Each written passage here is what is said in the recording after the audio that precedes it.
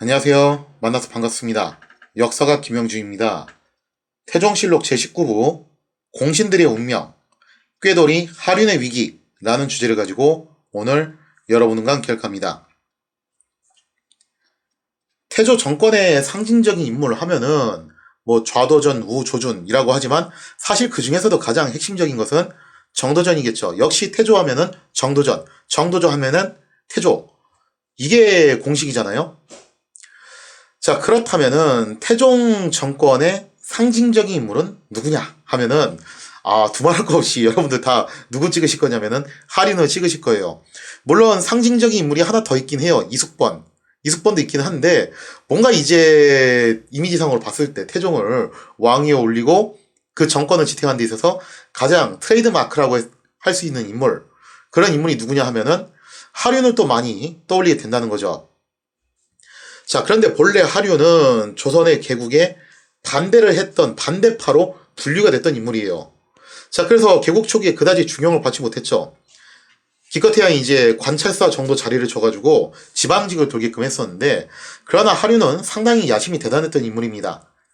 하륜의 꿈은 뭐였냐면은 정도전처럼 중앙 권력을 틀어지고 천하를 호령하는 것. 그게 이제 하륜의 꿈이었어요.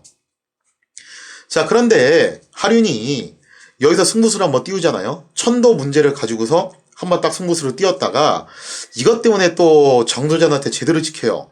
그러면서 결국 하륜은 중앙에 들어오긴 했는데 권력의 중치에서는 좀 겉돌 수밖에 없는 운명을 맞이했다라는 겁니다. 자, 하지만 하륜이 태종을 도와가지고 1차 왕자의 난을 성공시킴으로써 정도전을 무너뜨리고 순식간에 권력의 중액으로 급부상을 하게 되었다는 거죠. 따지고 보면은 정도전과 하륜은 같은 스승 이색한테 학문을 수학했던 선후배격이에요. 정도전이 선배고 하륜이 후배죠. 그런데 정도전은 하륜을 굉장히 비루한 인간으로 봤습니다. 저거 풍수쟁이다. 저런 잡학이나 손을 대는 아주 비루한 인간, 이렇게 봤고, 하륜 역시 정도전을 뭐라고 인식을 했냐면은 내가 출세를 하기 위해서, 내 야망을 달성하기 위해서는 반드시 넘어야 하는 장애물이다라고 여겼다라는 거예요. 실제로 하륜이 나중에 승자가 되잖아요. 그러면서 정도전에 대해서 정말 난도질을 진짜 많이 해요. 즉 태종 정권 기간에 온갖 정책들을 하륜이 입안하면서 사실 알고 보면 그 정도전이 했던 거 따온 거 되게 많거든요. 그러나 그 과정에서 정도전의 존재를 지우려고 상당히 많이 노력을 했다라는 거죠. 그 정도로 서로 이제 아주 이를 가는 그런 관계가 되는데, 그런데 흥미롭게도 하륜이 일 처리하는 방식은 적대적이었던 정도전하고 상당히 유사했다는 거죠. 이게 동물의 세계에서도 그런 경우 꽤 많이 보여요. 서로 적대적인 그런 관계에 있는 종이에요. 그런데 뭔가 사냥 방식이나 생활 모습이라든가 이런 것들이 뜻밖에도 유사한 경우가 많죠. 가장 대표적으로 예를 들자면은 옛날 먼 고대 시대에 인간하고 늑대가 그랬어요. 서로 무리지어서 살고 사회 조직력 튼튼하고 사냥하는 방식도 비슷하고 생활 영역도 서로 비슷해요. 그러다 보니까 서로 아주 이를 가는 사이가 되는 거죠. 늑대도 틈만 나면 사람들을 습격하고 사람들도 틈만 나면 늑대를 잡으려고 하고. 근데 알고 보면 서로 또 비슷하다는 거예요. 그래서 이런 동족 혐오, 동족이라고까지 말하긴 좀 그렇지만 아무튼 이런 동족 혐오 비슷한 상황은 세계 역사를 살펴보더라도 의외로 꽤 있어요. 하륜은 정도전처럼 어떤 업무든지 막힘없이 술술술 처리하는 그런 유능함을 보여줍니다. 하지만 지나치게 급진적인 모습을 보임으로써 또 많은 이들의 원성을 샀으니 이러한 점도 정도전하고 완전 판박이었다라고 볼 수가 있겠죠. 이처럼 하륜이 정도전 못지않은 그런 독주에 가까운 업무 처리 모습을 보이니까 하륜하고 절친했던 민제마저도 하륜을 비판을 합니다. 그래서 1402년 태종 집권 초기 무렵이었는데 초창기부터 하륜이 막 저렇게 설치고 다녔어요. 그래서 민재가 자신의 아들들한테 뭐라고 얘기하냐면은 하륜이 하는 짓이 꼭 정도전하고 너무 비슷하다. 그래서 정도전이 비극적으로 생을 마감한 것처럼 하륜도 저것 때문에 조만간 정말 크게 당할 날 언젠가 올 거다 하면서 그렇게 한탄하는 말을 했다라는 거죠. 또 이 말이 어떻게 흘러 들어와가지고 하륜의 귀에도 들어오게 돼요. 자, 그런데 이 말을 들은 하륜, 뜻밖에도 화를 내지 않습니다. 조금 더 화내는 기색 없이 오히려 뭐라고 얘기하냐면은 굉장히 대범하게 말해요. 죽고 사는 것은 하늘에 달려있는 건데 내가 걱정할 게 뭐 있냐, 알아서 뭐 어떻게든 되겠지 하면서 상당히 태평한 모습을 보였다라는 거죠. 이상의 내용을 사료를 통해서 살펴보면 이렇습니다. 민재는 하륜이 자주 시법을 변경하는 것을 꺼려하여, 즉 하륜이 이제 주도적으로 정책들을 입안하고 개혁을 이끌어 나갔는데 뭔가 일하는 스타일이 정도전하고 상당히 유사했던 거예요. 꽤나 급진적이었던 거죠. 자, 그래서 이걸 보고서 민재가 자기 아들인 민무구 민무지를 불러가지고 뭐라고 얘기하냐, 아들 민무구 민무질 등과 말하기를 온 나라 사람들이 하륜을 정도전에 비유한다. 사람들이 하륜을 꺼려함이 이와 같은즉 머지않아 환난을 당할 것이다 하면서 디스하는 말을 했다라는 거죠. 자, 그리고 이거를 민무구와 민무질이 아마 또 다른 사람들한테 말을 했던 모양이에요. 우리 아버지가 그러는데 하륜이 이거 정도전 같다는데 그래서 이 말이 또 어떻게 몇 단계 거쳐가지고 조호라는 인물이 이제 이 말을 듣고서 하륜에게 와서 그 말을 전했던 거죠. 자, 이어서 보면 이렇습니다. 하륜이 말하였다. 죽고 사는 것은 하늘에 달린 것이오. 옛날 사람들도 바른 도리를 가지고 억울하게 죽은 사람이 있는가 하면 요행히 죽음을 면한 사람도 있어. 후인들이 스스로 공론이 있을 것이니 내 무엇을 두려워하겠소. 그러니까 나는 그렇게 죽는 거 겁내지 않는다. 내가 진짜 원하는 거는 얼마나 오래 부경을 누리면서 사냐가 아니라 말 그대로 천하 권력의 중추에 서가지고 내 마음대로 천하를 한번 호령해보는 것. 나는 그걸 원하는 거다. 그리고 내가 잘했는지 못했는지는 후세 사람들이 평가를 해줄 건데 뭘 그렇게까지 신경 써가면서 사냐. 야, 민재대감도 별걸 다 신경 쓰면서 사네. 걱정 마시라고 해라 하면서 이렇게 쿨하게 넘기는 모습을 보여주었다는 거죠. 자, 그런데 결과적으로 상당히 아이러니한 상황이 벌어졌죠. 민재의 예상이 완전히 어긋나 버려요. 결과적으로 봤을 때 하륜은 막대한 부귀 영화와 함께 천수를 누렸고 민재는 자신이 죽고 난 다음에 집안이 완전히 풍비박산이 나버렸다는 겁니다. 물론 이 같은 결과가 나오게 된 원인은 사실 하륜이나 민재가 어떻게 처신을 했느냐 라기보다는 그것보다 더 중요한 게 뭐냐면은 순전히 태종의 선택이었어요. 돌이켜보면 민재는 시종일관 신중한 처신을 보여줬어요. 그럼에도 불구하고 민재의 집안은 결국 아작이 나버렸다는 거죠. 왜냐면 태종은 민재 가문에 대해서 차기 왕권을 위협할 위험한 존재로 인식을 했다는 것이 최대의 불행이었습니다. 그에 반면 하륜은 뭔가 좀 처신을 잘하고 살았을 것 같은데 안 그랬거든요. 그럼에도 불구하고 태종은 하륜에 대해서 그다지 크게 경계하는 모습을 보이지 않았다는 거예요. 자, 그래서 하륜의 처신을 보면요, 하륜은 절대로 조용무처럼 신중한 편이 아니었습니다. 하륜은요, 일처리 능력만큼이나 재테크에도 굉장히 능했던 인물이에요.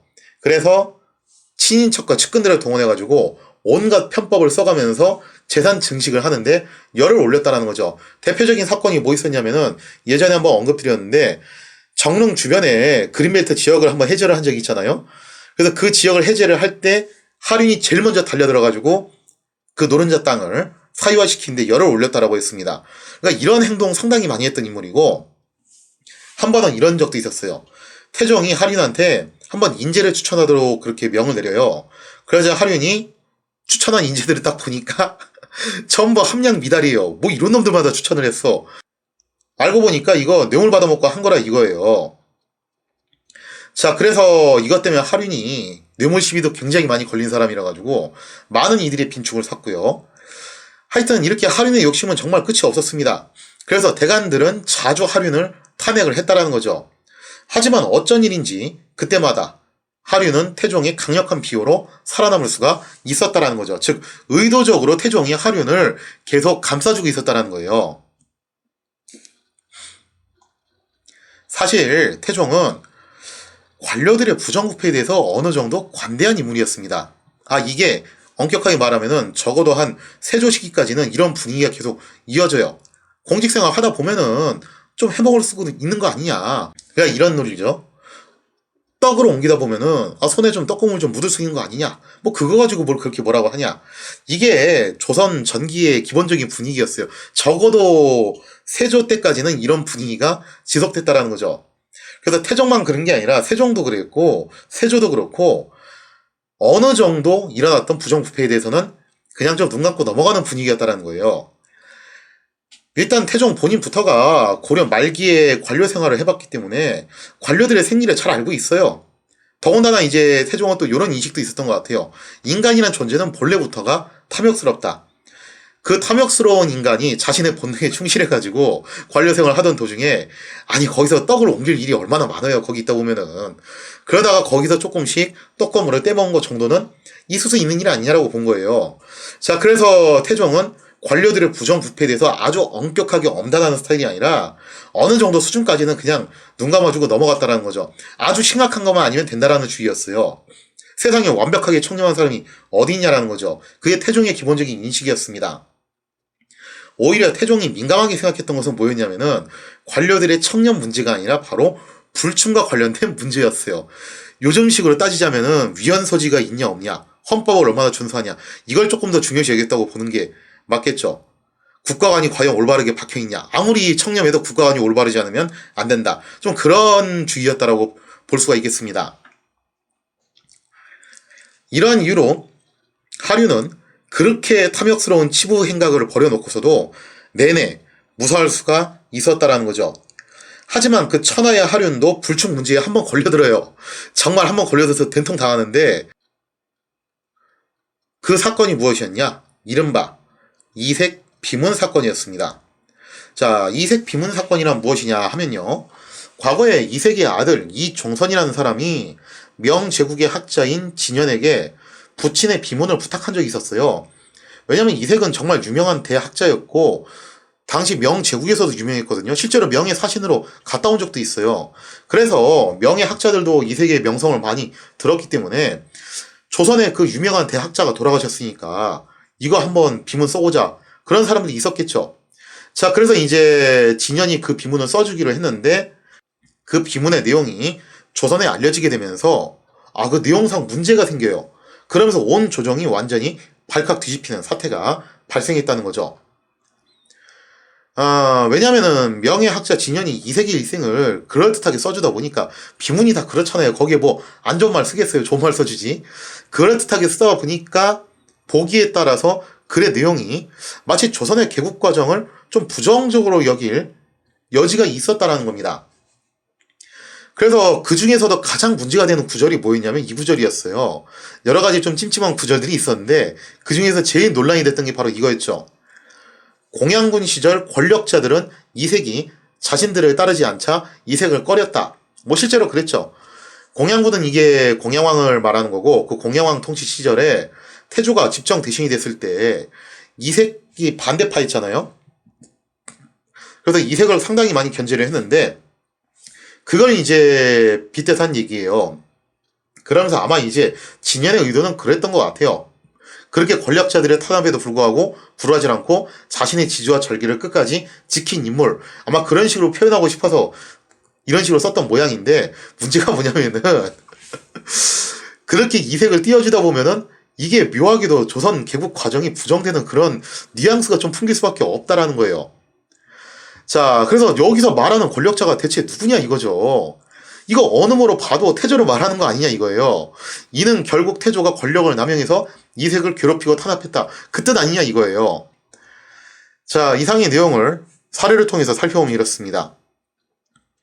이튿날 임금이 공신, 의령군 남지를 불러 말하기를 지금 상국에 진현이 지은 이색의 비명을 보고 또 하룡 권근이 지은 글을 보니 모두 국초의 일을 말했다. 또 이르기를 공양군 때를 당하여 용사하는 자들이, 여기서 말하는 용사가 권력자라는 뜻입니다. 이게 좀 약간 중국식 표현이에요. 용사하는 자들은 공이 자기를 따르지 않는 것을 꺼려하였다고 하였으니 그때 우리 태조께서 나라의 수상이 되었은즉 모르긴 하지만 용사자란, 즉 권력자란 누구를 가리킨 것인지 모르겠다. 누구를 가리킨 것인지 모르겠다고 했지만 니들 다 이거 짐작하지 이 뜻이죠. 그죠? 이거 딱 봐도 우리 태조전화 말하는 거 아니야? 그 뜻이에요. 자, 그리고 여기서 또 중요한 구절이 하나 나오죠. 하룡 권근이 지은 글을 보니, 즉 이 얘기는 뭐냐면은 진현이 지은 이색의 비명이 거기에 있는 글 문구가 다 100% 창작이 아니라 그 중에 일부는 하룡과 권근이 쓴 글을 참조한 게 있었다라는 거예요. 자, 그러면서 이제 불똥이 하룡한테 제대로 튀게 됩니다. 자, 이 사건이 일어났던 때가 1411년이었는데 1411년 6월 29일 조선 조정은 즉각 명예학자 진연이 무슨 연유로 이런 구조를 썼는지 조사에 착수를 합니다. 뭐 그렇다고 해서 진연을 조선으로 뭐 불러가지고 조사를 할 수는 없으니까 결국 조사 방식이 뭐였냐면은 진연이 비문을 쓸 때 100% 창작은 아닌 것 같고 뭔가를 보고 쓴 게 있을 거 아니냐. 그럼 뭘 보고 썼는지를 찾아봐라 한 거죠. 그 결과 진연이 비문을 쓸 당시 권근이 지었던 행장과 하륜이 쓴 글들을 참조했다는 것이 밝혀졌다는 거죠. 왜냐하면 권근과 하륜이 두 사람 다 이색의 제자인데다가 고려 말에 이색하고 같은 당에 소속됐던 사람들이에요. 그러니까 조선 개국에 있어서는 반대파에 분리됐던 인물들이었죠. 그러다 나중에 태종에 의해서 공신의 자리에 올라왔던 사람들이죠. 자, 그래서 권근과 하륜이 그때 당시까지만 하더라도 태조하고는 적대의 진영이 있었다 보니까 아마 저런 뉘앙스의 글들을 썼던 모양이에요. 이게 밝혀지게 됩니다. 그런데 운이 좋게도 권근은 2년 전 1409년에 이미 세상을 떠난 상태였죠. 자, 그래서 모든 덤태기를 누가 다 뒤집어 쓰냐면은 죽은 자는 말이 없으니까 결국 살아있는 사람이 다 쓰게 되는 거죠. 하륜한테 모든 이목이 쏠리게 됩니다. 그러면서 조정의 대신들은 하륜이 불순한 의도를 갖고 태조를 악의적으로 권력자를 펴는 것 아니냐 하면서 성토하기에 이르렀다는 거죠. 자, 궁지에 몰렸던 하륜. 하륜은 이렇게 해명을 해요. 자신의 글에서 표현한 권력자라 하는 것은 정도전을 말하는 거지. 하여튼 이 시점에서 제일 만만한 게 또 정도전이죠. 그건 정도전을 말하는 거였지 태조를 말하는 게 아니었다 하면서 해명을 했다라는 거죠. 그러나 이에 대해서 태종이 뭐라고 얘기를 하냐. 태종이 굉장히 빈정대는 말을 해요. 아마 그거 하륜의 본심은 그거 아닐 거다. 그때 태조께서 결과적으로 나라를 얻었으니까 그랬지, 만약에 태조께서 나라를 얻지 못했다면은 분명히 그 권력자는 태조를 지키게 하는 게 맞았을 것이다 하면서 상당히 냉담한 반응을 보였다는 거죠. 자, 이처럼 태종이 하륜의 글을 불충으로 규정하는 발언을 하니까 대간들뿐만 아니라 조정의 중신들이 서로 앞을 다퉈가지고 집중 포화를 날리기 시작합니다. 자, 연도도 굉장히 중요한데 1411년이죠. 1410년이 민무가 민무진이 자진했던 해예요. 그러니까 그 사건이 있은 지 한 1년밖에 안 된 시점이죠. 여기서 어떻게 행동해야 되는지를 갖다가 이미 신하들은 학습을 한 상태라는 거예요. 자, 이상의 내용을 사료를 통해서 살펴보면 이렇습니다.